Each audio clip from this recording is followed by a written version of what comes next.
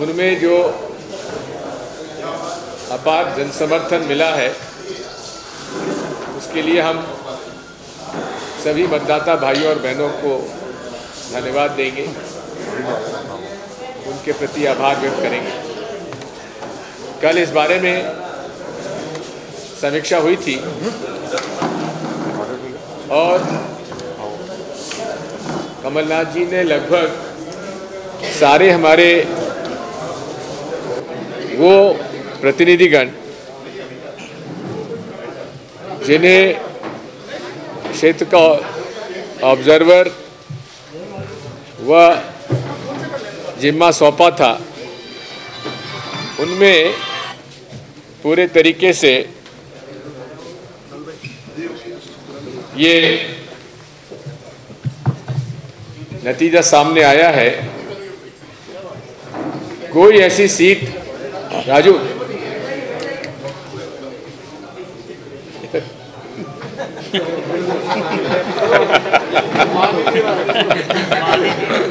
कोई असल में चलिए छोड़ो, आप ही आगे आ जाओ यार। हो गया। अरे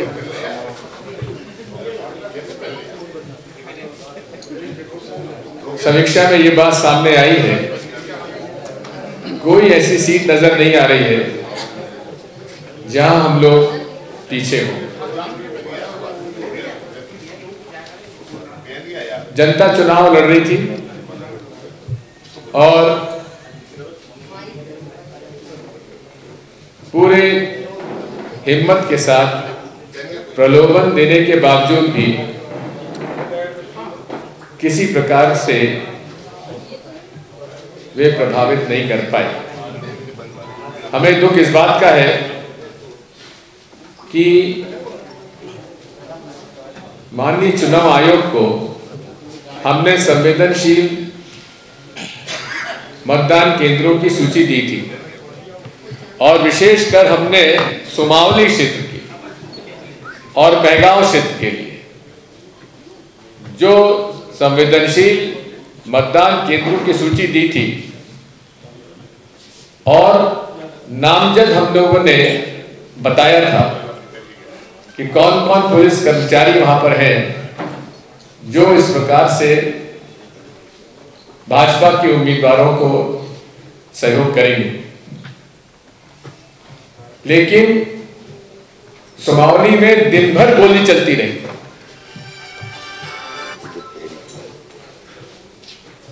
महिलाओं को, गरीबों को वोट डालने नहीं दिया गया। मतदाताओं ने शिकायत की कि हमें वोट डालने के लिए मौका नहीं मिला। उन्होंने थाने का घेराव किया, सुमावली थाने का। उसके बावजूद भी मुझे इस बात का दुख है कि माननीय चुनाव आयोग ने शिकायत करने के बावजूद भी उसका संज्ञान नहीं लिया। रीपोलिंग की हमने मांग की थी मैगांव में और सुमावली में।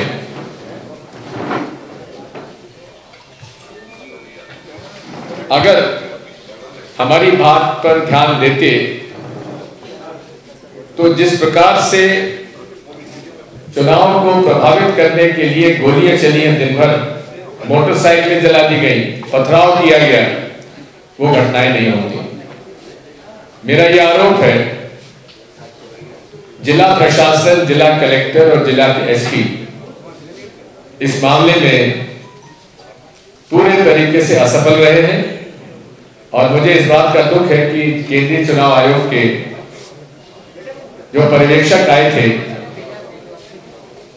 जो पुलिस के पर्यवेक्षक भी थे और आईएएस के भी थे, वे भी इस पर कोई विशेष नियंत्रण नहीं रख पाए। मैंने मांग की है कि माननीय केंद्रीय चुनाव आयोग को इन सारी घटनाओं के लिए लोगों की जिम्मेदारी तय करना चाहिए और जो मतदान के समय गोलियां चली, लोगों को मारा पीटा गया, मारने की धमकी दी गई, गाड़ियां जलाई गई, उन्हें तत्काल न केवल गिरफ्तार किया जाए लेकिन उनसे सख्त से सख्त सजा उनको दिलाने का प्रयास किया जाए। और जिन अधिकारियों ने शांतिपूर्ण मतदान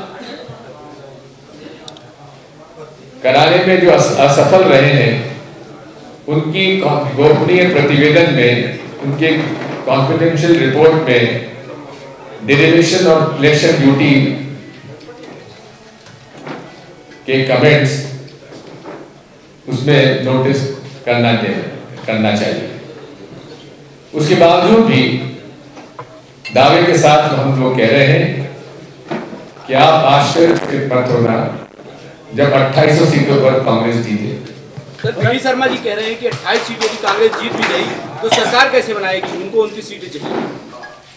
वो भूल जाते हैं, वे कृषि के स्नातक हैं, शायद कैलकुलेशन में कहीं गलती हो जाती है। अभी 229 है, 229 के लिए बहुमत होता है 115, 87 और 28 कितने होते हैं? 115। तो शायद वो गणित में कमजोर है। सर सरकार सख्त बनाने, कानून बनाने की बात कह रही है, बनाए ना, विधानसभा में लाए। मोहन भागवत भोपाल हाँ, मोहन भागवत जी का पिछले कुछ वर्षों में मध्य प्रदेश में, भोपाल विशेषकर और इंदौर में आना जाना काफी हो रहा है। लेकिन मुझे इस बात का दुख है कि जिस चाल चरित्र और चेहरे की बात राष्ट्रीय स्वयंसेवक संघ शुरू से करती आई, जिस प्रकार से शुरू से संघ के प्रचारकों में ये बात बताई जाती थी, वो सब अब मौजूदा भाजपा और मौजूदा संघ के कार्यकर्ताओं में नजर नहीं आती। वो पीढ़ी अटल बिहारी वाजपेयी जी की, कुशवाहा ठाकरे जी की चली गई, जिनका की एक आदर्श के रूप में वे जाने जाते थे। आज के भाजपा के नेता उन्हें केवल पैसा कमाना, ठेकेदारी करना, अवैध रूप से काम करके कमाना, उसमें उनके कितने वे माहिर हैं उस पर आंकलन किया जाता है। यही मैंने अनुरोध किया है मोहन भागवत जी से कि वे बाकी सब अपने जो संगठन का कार्य वो करें, लेकिन जो एक मॉरल कैरेक्टर होना चाहिए राजनेताओं का, आपके संघ के प्रचारकों का, उस पर भी तो ध्यान दें। सर जो नए लोग शामिल हुए बीजेपी में, उनको भी ट्रेनिंग की जरूरत है क्या? उनको तो 35 करोड़ रुपए मिल गए। सर जिस कहना है कि 10 तारीख के बाद शिवराज जी कहेंगे कि सिंधिया की वजह से हम लोग हार गए, और सिंधिया जी कहेंगे कि शिवराज जी की वजह से हम लोग हार गए। ठीक कहा कमलनाथ जी ने। सर जिस तरीके से विधायक नहीं हो रहा है सर, यहाँ पे आखिर तक जिस तरह से विधायक राहुल लोधी तक जिस तरह का सिलसिला चला, तो ये रिजल्ट की जो आप दावा कर रहे हैं, तो इस तरह की संभावनाएं तो और बढ़ेंगी। तो क्या आपकी रणनीति? देखो, बात ये है, टिकाऊ टिकाऊ रहता है, टिकाऊ टिकाऊ रहता है, तो उसको देखते हैं क्या होता है। सर सरकार में नहीं हो रहा है, निश्चित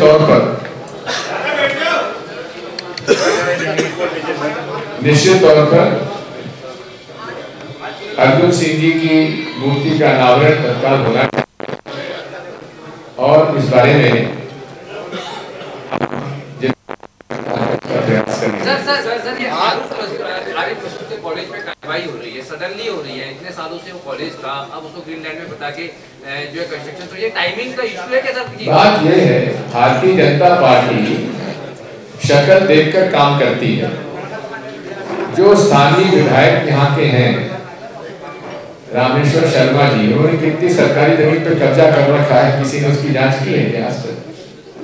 या नियमों को तोड़कर आके माननीय मंत्री जो हैं उन लोगों ने जो यहाँ जो काम किया हुआ है उस पर कार्रवाई क्यों नहीं करते? सरकार ने कल फिर 1000 करोड़ का कर्जा लिया है। पिछले 7 महीने में 9 बार कर्जा ले चुके हैं। बात यह है कि केंद्र सरकार से जो जीएसटी का कंपनसेशन मिलना चाहिए वो नहीं मिल रहा है। हर प्रांत में दिक्कत है, लेकिन सिंधिया जी बोलते खजाने खोल दिए। ये खजाने में जब पैसा नहीं है तो खाली खजाने को खोलने का मतलब क्या है?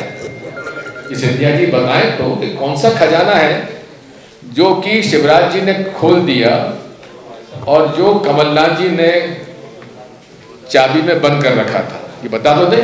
सर क्या उधारी लेकर घी पीने वाली कहावत मध्य प्रदेश में कोई नई बात नहीं है।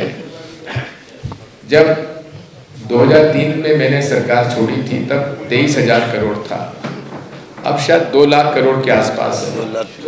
2,14,000 विकास हो रहा है मध्य प्रदेश। विकास कहाँ हो रहा है? विकास हो रहा है भारतीय जनता पार्टी के समर्थक ठेकेदारों का और नेताओं का और उन नेताओं से संबंधित अधिकारियों का। एक पीडब्ल्यूडी में ईएनसी को कितने साल तक रखा रिटायरमेंट के बाद, आपको तो मालूम है ना? चलिए, धन्यवाद। सर वो